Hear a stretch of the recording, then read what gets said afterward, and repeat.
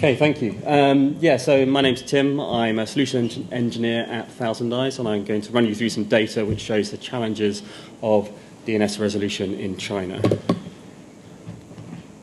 So why China, really? I mean, every tech company I've worked at has had a presence in China, and there's a simple reason for that, right? There's a lot of people out there, so lots of opportunity. But also, the number of internet-connected users has increased rapidly in recent times.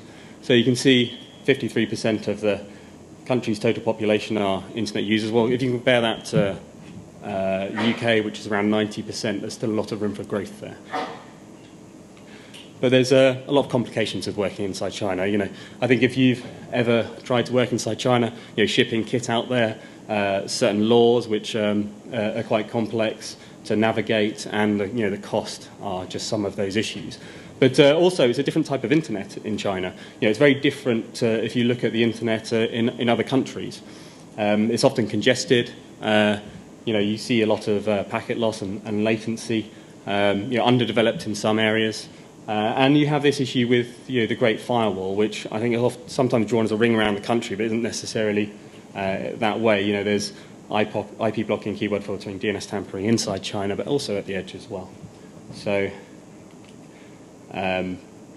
just a bit of context about the data I'm going to show you. So ThousandEyes, it's a network intelligence platform. The goal really is to help our customers, give visibility for our customers into networks, all networks, even those they don't own, manage and maintain. You know, think of the public internet, and you know, how many of our networks are using more of the public internet, and that's forming part of our modern WAN. Also, the ability to compare issues at the application layer with network layer issues as well, and kind of differentiate between those two issues and get to the root cause as quick as possible. So in this particular example, you know, if we're performing a DNS server test, we automatically gather data from the network and also BGP data as well to ensure that our customers can get to the root cause of the issue as quickly as possible. So what we'll be looking at today is the path visualization view from these DNS tests that we've been running. So in our first example, we're testing from within China to a name server outside of China, and this is actually GitHub's domain. So you can see highlighted in red. We've got a laser. Highlighted in red, the link latency is about 180 milliseconds as you cross the border. Now that's incredibly high considering the distance that data is traveling. You can see that latency also exists in the China telecom backbone. So something's going on there. Something's going on, you know, around the border of China, you know, where you see connectivity out to networks outside of China. Yeah, so GitHub's DNS hosted in Amazon AWS, so as well Amazon Route 53 rather, which is their global DNS platform.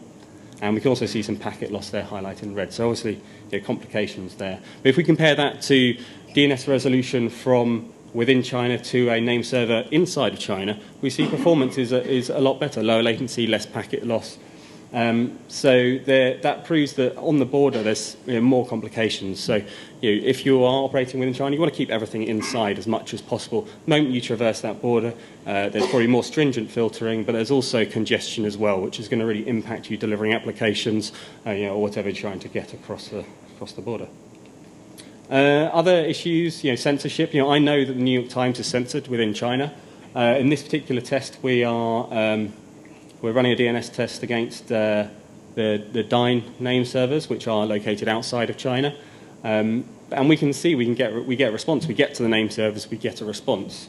The New York Times domain is delegated to two name server platforms, so it's DYNE and it's actually their own internal network as well, in-house, which is located in the US. So if we test against their US-located name servers, what we see is from outside of China, and you can see that actually the green dots at the top I was testing from outside of China to the name servers in the US, we get to the correct IP, and the latency is relatively low. But if we look at all the tests from inside of China, we see that those traces are terminated in China Telecom, specifically at the bottom there. And we're getting back a load of random IPs there, or seemingly random IPs. We're not getting back the IP of the name server, which you can see at the top. So we go into a little bit more detail about that in one of the subsequent slides. What's happening here? Well, at every phase of DNS resolution, even when we go to root names, we go to root name server TLD, authoritative name server, spoof DNS responses are being injected. And those responses are also cached. Now here we can see the actual responses from that test. So again, we're testing from multiple agents around the world to the New York Times name server located in the US. And we see suspiciously low latency from China to that US name server. We see between 7 and 27 milliseconds. I think that's possibly faster than the speed of light. So so that's suspicious, right? And the IPs returned, when I said they're seemingly random, they're actually not. A lot of these IPs are Facebook. So they're actually returning IPs from other blocked platforms. And that's why you see those traces terminate in those Chinese networks as well, because those IPs are blocked. So, what to expect when you are operating in China? Well, you have these issues with incorrect responses being handed back, high latency and loss. Try and keep everything inside China.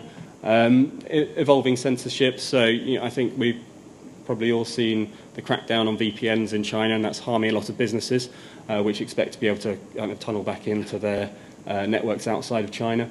So things change kind of on a daily basis. And actually there's even patterns during the day of like high latency and lower latency. Maybe as those paths get congested, or maybe as filtering becomes more stringent at certain times.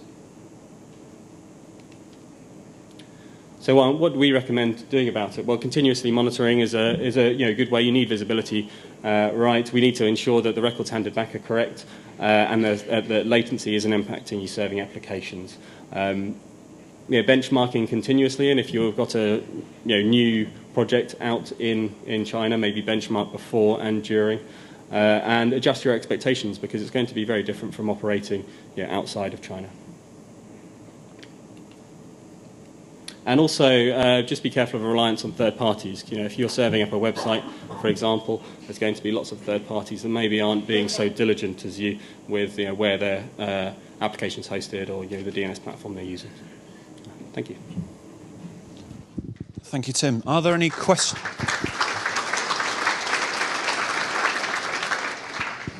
Are there any questions for Tim before we break for lunch? If you do have any questions, you can come see us at our booth and just grab a T-shirt if you want. Okay. Thank you very much, Tim. Once again, a round of applause.